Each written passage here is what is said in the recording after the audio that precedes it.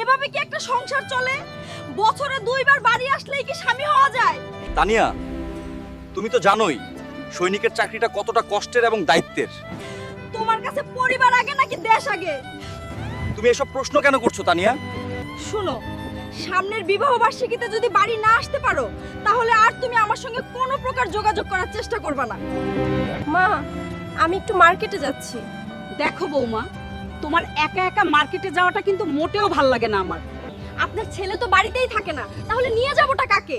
শুনো বৌমা, তোমার একা একা চলাফেরা, মার্কেটে যাওয়ায় লোকজনে নানান কথা বলে, এগুলো শুনতে আর ভাল লাগে না। আমি মানুষটা যে একা একা বাড়িতে থাকি, তার জন্য খারাপ লাগে না আপনার?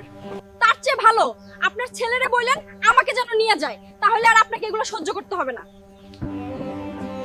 হ্যাঁ মা, বলো। বাবা রাসেল, তানিয়া তো আমার একটা কথাও শুনে না, কিছু বলতে গেলেই মুখে মুখে তর্ক করে, সব সময় আমার সাথে খারাপ আচরণ করে।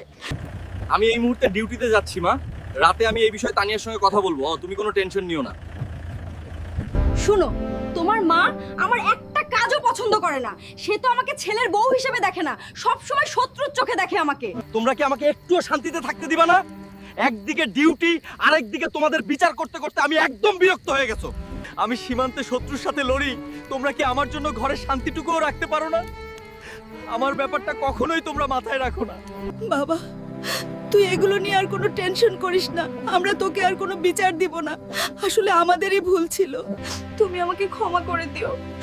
আসলে তুমি দূরে থাকো বলে এরকমটা হয়, কথা দিচ্ছি আর কখনো এমনটা হবে না। প্লিজ বন্ধুরা, তোমার স্বামী কিংবা সন্তান যদি দূরে থাকে, তাহলে এই যন্ত্রণাগুলো কখনোই দিয়েন না, এটা খুবই কষ্টের।